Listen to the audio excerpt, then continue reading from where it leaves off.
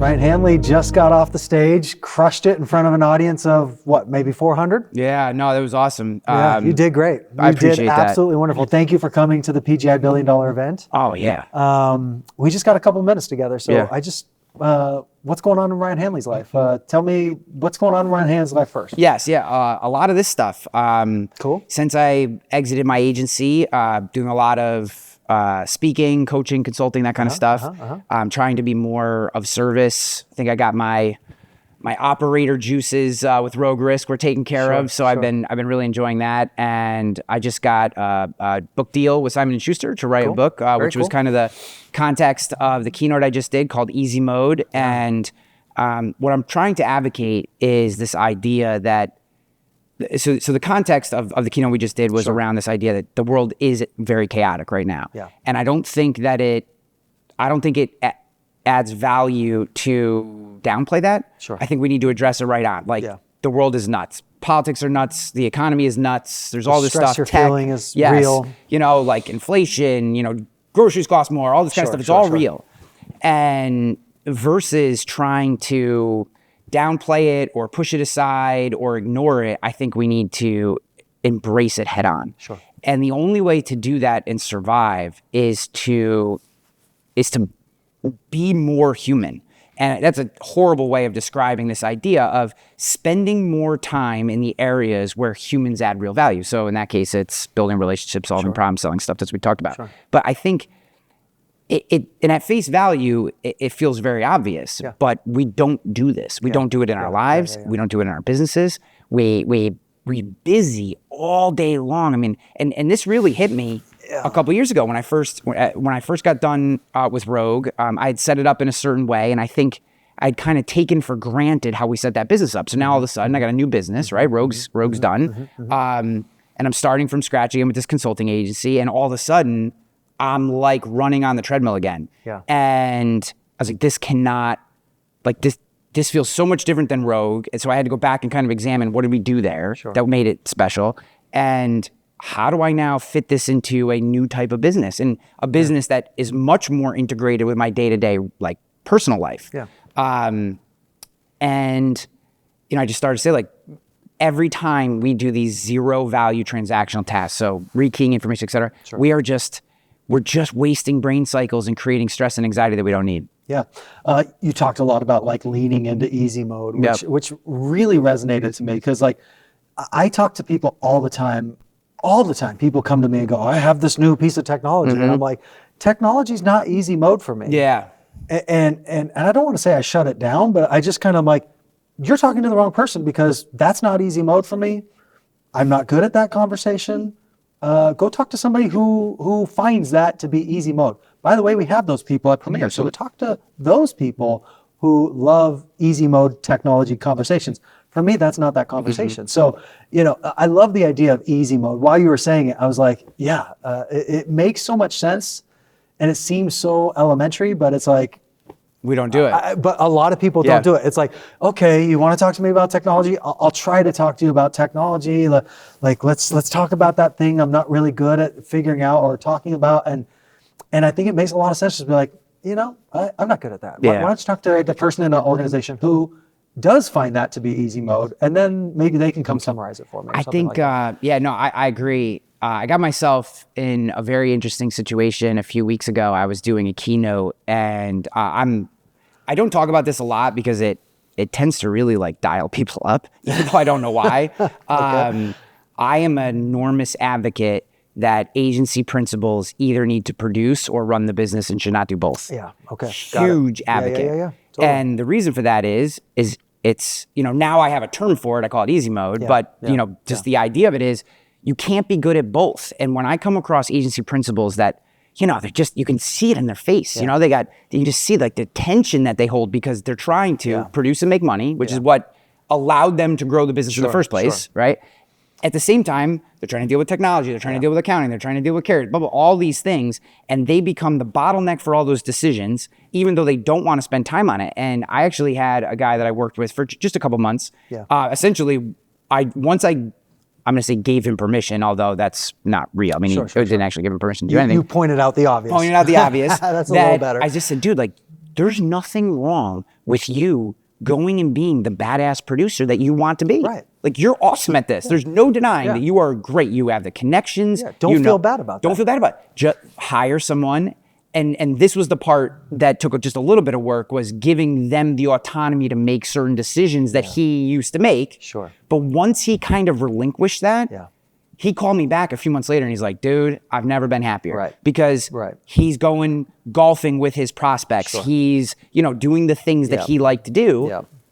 And he was a nerd, like all of us are, right? Yeah. He liked to get in and get his hands dirty on the policies and all this stuff, and he didn't have the time to do that when he was making all the business decisions. Right. So Right. it's kind of this idea, it's a microcosm, but this idea is like, I don't think agency principals should be both. You either are the producer and go do it, which they're great at. Which you're great or at. often are great at. Or in my case, I'm an okay producer.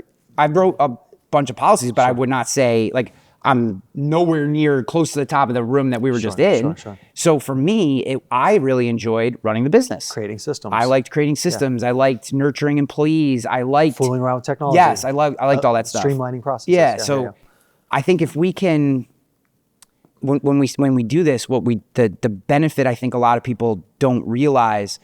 I don't think we realize, and I talked a little bit about this at the beginning, how much tension we're all holding every day. And when we can get into our easy mode more often, maybe we're producing the same amount that we did before. Yeah. But the tension release, you come home, you're not desk scrolling your phone, you know what I mean? You're present with your kids, you're, more engaged partner, spouse, you're better with your friends, you're not forgetting birthdays because you're not holding all that tension and wasting all those brain cycles on things that just drain energy out of you. Yeah, it's amazing. I know thousands of agents across the United States, and part of Premier, not part of Premier, just thousands of friends that I've had across my 25 year career or something like that. I know you're very much in the same boat, but there's so many of them that I meet where I'm just like, it's okay to make the money the way you're making the money. Like, the thing you've created is incredible. Yeah. Love it. Fall in love with it, but they're stressed out. But I want to do something else, and I'm trying to figure out a different thing or a different way. And it's like, lean into your easy mode. Like, it's incredible. Just because there's some other person who's doing it a different way and is telling you their way's better, doesn't mean their way's better. It means they have a different version of easy mode. Yeah. And so it's like, just love your easy mode and lean into the success you've had the way you've had it. My agency, Rogue Risk, was a very good example of this. We had a very specific and very unique way of doing business that aligned with my easy mode skills, right? I love to create content, so it was all YouTube SEO. Totally. I really, I'm a super armchair nerd on psychology. So I built an inbound sales process that was like this psychological unlock. And we were closing inbound qualified leads at north of 80%. It's how we were able to grow so fast. That's wild. And I would take new reps who would come in, and in the first 3 months we'd be closing somewhere between 25 and 35%, which is pretty standard for an inbound lead. And in 6 months, we would have them at that north of 80%. That's cool. Okay. So that's all great, but that's me.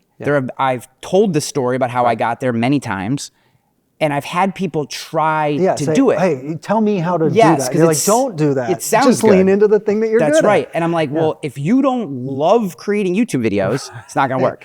If you aren't a major psychology nerd who is willing to force your people to test literally every word of a sales script, you're not going to, it's not going to be fun for you. It doesn't mean you can't do it. It just means you're going to get into it and be like, this isn't what I want. So, my version of an agency was great for me and for the people that I found and hired and brought in, but it doesn't mean that version is great for everyone. So to your point, it's like, if you find something that is printing money. It's not my point, it's your point. Yeah, well, yeah. The part about, don't do the thing that's great.